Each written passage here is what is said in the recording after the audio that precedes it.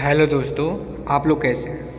आशा करते हैं हम लोग बहुत बढ़िया होंगे, जहाँ भी होंगे मस्त हम स्वस्थ होंगे। तो आज का हमारा जो वीडियो रहेगा वो super fast line one linear question, इतिहास में महत्वपूर्ण भूमिका निभाने वाली क्वेश्चन रहेंगे जो एग्ज़ाम में बार बार पूछ लिए जाते हैं। तो चलिए इस हम वीडियो में आगे बढ़ते हैं।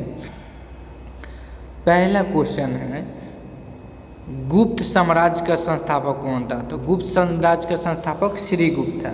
श्रीगुप्त, ये जो फोटो है आप इस फोटो में देख सकते हैं कि श्रीगुप्त हैं। ये संस्थापक है गुप्त साम्राज्य का। अब गुप्त साम्राज्य का उदय हुआ कब था, तो तीसरी शताब्दी में। कौन सी शताब्दी में, तो तीसरी शताब्दी में गुप्त वंश की जो थी उदय हुआ था। गुप्त साम्राज्य की स्थापना कब हुई, कहाँ हुई थी, तो कौशाम्बी में। कहाँ हुई थी, तो कौशाम्बी में। 4 नंबर प्रश्न है, श्रीगुप्त का शासनकाल कब से कब तक रहा। तो 240 ईस्वी से 280 ईस्वी तक इनका शासनकाल रहा, यानी कि 40 साल ये रहे। श्रीगुप्त का उत्तराधिकारी कौन बना, तो घटोत्कच। 6 नंबर प्रश्न है, 6 नंबर, घटोत्कच किसका पुत्र था, तो श्रीगुप्त का। श्रीगुप्त का पुत्र था, इसी को उत्तराधिकारी बनाया गया। तो अब बात आती है 7 नंबर प्रश्न में, घटोत्कच का शासनकाल कब से कब तक रहा, तो 280 से 320, यानी कि ये भी 40 साल, मतलब इसका भी शासनकाल रहा। 8 नंबर प्रश्न है, घटोत्कच का उत्तराधिकारी कौन बना, चंद्रगुप्त प्रथम। चंद्रगुप्त प्रथम, यानी ये अब पोता हो गया श्रीगुप्त का। श्रीगुप्त का बेटा का नाम, तो घटोत्कच। घटोत्कच का बेटा का नाम चंद्रगुप्त प्रथम। ये चंद्रगुप्त प्रथम है, चंद्रगुप्त नहीं है। चंद्रगुप्त जो मौर्य वंश का संस्थापक था, ये चंद्रगुप्त प्रथम है, इसका नाम है इसमें। 9 नंबर प्रश्न है, चंद्रगुप्त प्रथम किससे शादी की, तो कुमारी देवी से। कुमारी देवी से ये शादी किए। कौन किए, तो चंद्रगुप्त प्रथम। 10 नंबर प्रश्न में ये होता है हमारा, कुमारी देवी कहाँ की राजकुमारी थी भाई, तो लिच्छवी गणराज की थी राजकुमारी। 11 नंबर प्रश्न है, चंद्रगुप्त प्रथम किसकी उपाधि धारण की थी, तो महाराजा धीराज की। किसकी, तो महाराजा धीराज की उपाधि ग्रहण किए थे चंद्रगुप्त प्रथम। ये कुछ ज़्यादा रहे हैं, इसलिए इसमें चंद्रगुप्त प्रथम से ज़्यादा रिलेटेड क्वेश्चन रहेंगे। अब 12 नंबर प्रश्न है, गुप्त संवत की शुरुआत किसने की थी, तो चंद्रगुप्त प्रथम ने किए थे गुप्त संवत। अब आगे यहाँ पे चंद्रगुप्त प्रथम का उत्तराधिकारी कौन बना, तो समुद्रगुप्त। समुद्रगुप्त को भारत का नेपोलियन भी कहा जाता है। 14 नंबर प्रश्न है, समुद्रगुप्त किसका पुत्र था, तो ऑब्वियसली चंद्रगुप्त प्रथम का पुत्र रहेगा। चंद्रगुप्त प्रथम का पुत्र कौन है, तो समुद्रगुप्त। 15 नंबर प्रश्न है, समुद्रगुप्त राज गद्दी पर कब बैठा, तो 335 ईस्वी में। कब बैठा, 335 ईस्वी में बैठा समुद्रगुप्त। 16 नंबर प्रश्न है, समुद्रगुप्त ने आर्यावर्त के कितने शासकों को पराजित किया था, तो 9 शासकों को ये पराजित किया था आर्यावर्त के केवल। ये फोटो के माध्यम से उस सभी शासकों का लिस्ट है जो आप देख सकते हैं।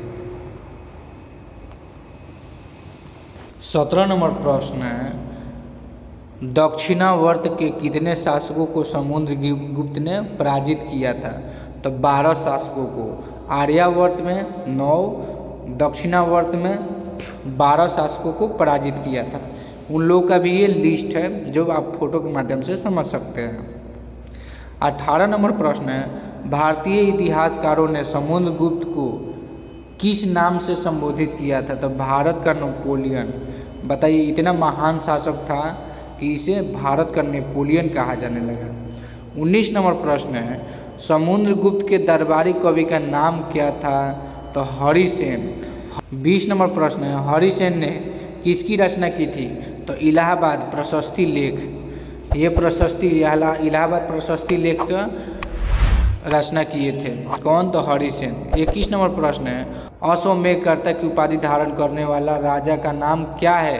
तो समुद्रगुप्त। समुद्रगुप्त अश्वमेधकर्ता। समुद्रगुप्त ने अश्वमेधकर्ता की उपाधि कब धारण की? तो 360 ईस्वी में।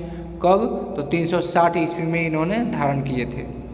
23 नंबर प्रश्न है, महाराजा धीराज और विक्रमांक की उपाधि धारण करने वाले शासक कौन थे? तो समुद्रगुप्त। देखिए महाराजा धीराज तो थे ही, और विक्रमांक का भी उपाधि इन्होंने धारण किया। महाराजा धीराज और विक्रमांक का मतलब क्या होता है, ये आप फोटो के माध्यम से ये देखिए, फोटो में लिखा हुआ है महाराजा धीराज और विक्रमांक की मतलब क्या होता है। 24 नंबर प्रश्न है, कविराज के नाम से किस शासक को जाना जाता था? तो समुद्रगुप्त को ही जाना जाता है। कविराज भी था, कविता भी कहता था। 25 नंबर प्रश्न है, समुद्रगुप्त किस भगवान का उपासक था? तो विष्णु भगवान के उपासक था समुद्रगुप्त।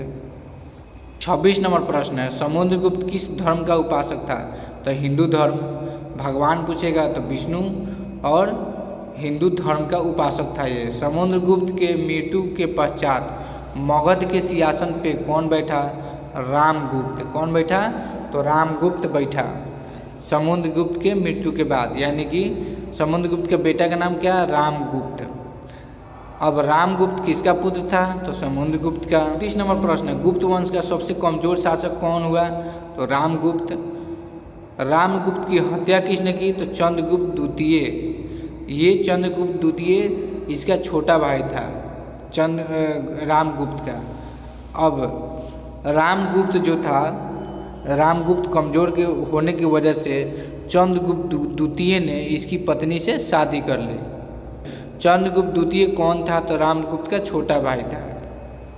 अब 32 नंबर प्रश्न है, रामगुप्त की मृत्यु के बाद मगध की गद्दी पर कौन बैठा? तो चंद्रगुप्त द्वितीय।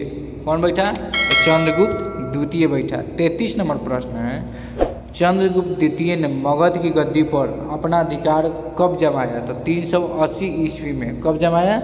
380 ईस्वी में ये अब अपना अधिकार जमा लिया। चंद्रगुप्त द्वितीय के नाम से प्रसिद्ध हुआ पूरा चंद्रगुप्त द्वितीय। 34 नंबर प्रश्न है, विक्रमादित्य के नाम से किस शासक को ख्याति मतलब विख्यात मिली? तो चंद्रगुप्त द्वितीय। चंद्रगुप्त द्वितीय विक्रमादित्य के नाम का उपाधि धारण किया। 35 नंबर प्रश्न है, चंद्रगुप्त द्वितीय के दरबार का महान कवि का नाम क्या था? तो महाकवि कालिदास। कालिदास थे इनके कवि, दरबार के कवि। ये कालिदास द्वारा कुछ रचनाएं हैं जो इस फोटो के माध्यम से आप समझ सकते हैं। 36 नंबर प्रश्न है, चंद्रगुप्त द्वितीय ने अपना पहला राजधानी कहाँ बनाया? तो पाटलिपुत्रा। चंद्रगुप्त द्वितीय ने अपना पहला राजधानी पाटलिपुत्रा। चंद्रगुप्त द्वितीय ने दूसरी राजधानी तो उज्जैनी बनाया। चंद्रगुप्त द्वितीय की महारानी का नाम क्या था? तो ध्रुवस्रवामिनी ये महारानी का नाम था। चंद्रगुप्त द्वितीय का उत्तराधिकारी कौन बना? तो कुमारगुप्त प्रथम। 40 नंबर प्रश्न है, कुमारगुप्त प्रथम का अन्य दूसरा नाम भी था एक, तो महेंद्रदित्य। यानी इन सारे राजा में दित्य लगा है। अब 41 नंबर प्रश्न है कि कुमारगुप्त जो है नालंदा विश्वविद्यालय की स्थापना किसने की? तो कुमारगुप्त ने किया था। नालंदा विश्वविद्यालय, ये जो फोटो आप देख रहे हैं, ये नालंदा विश्वविद्यालय जो बिहार में स्थित है, सबसे बड़ा विश्वविद्यालय था। यहाँ लोग विदेश से भी आके पढ़ाई करते थे।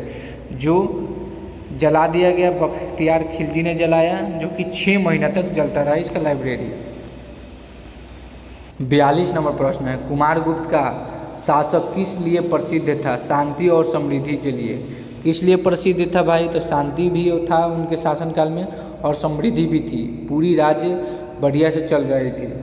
43 नंबर प्रश्न है, कुमारगुप्त का उत्तराधिकारी कौन हुआ? तो स्कंदगुप्त कुमारगुप्त का उत्तराधिकारी हुआ। 44 नंबर प्रश्न है, स्कंदगुप्त का शासनकाल कब से कब तक रहा? तो 455 ईस्वी से 467 ईस्वी तक स्कंदगुप्त ने सौराष्ट्र का गवर्नर किसे बनाया? तो पर्णदत्त को। किसे बनाया? सौराष्ट्र का गवर्नर बनाया पर्णदत्त को।